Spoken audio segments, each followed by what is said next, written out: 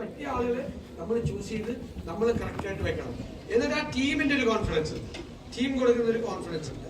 അങ്ങനെ പല സെക്ടറിലും പല രീതിയിൽ ആത്മവിശ്വാസം. ചിലർ ഈ ജോലിയുടെ സമ്മർദ്ദം കൊണ്ടാണ് വീട്ടിൽ വന്നിട്ട് ടെൻഷൻ, ഭയങ്കര സ്ട്രെസ് ആൻഡ് സ്ട്രെയിൻ. പണ്ട് പറയില്ലേ, സ്ട്രെസ് മാനേജ്മെന്റ്, സ്ട്രെയിൻ മാനേജ്മെന്റ്, ഇതെല്ലാം ഉണ്ട്.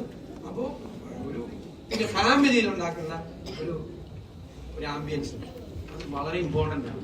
ഫാമിലി എന്ന് പറഞ്ഞാൽ ഫാമിലിയിൽ ഉണ്ടാക്കേണ്ട ഒരു ബോണ്ട്.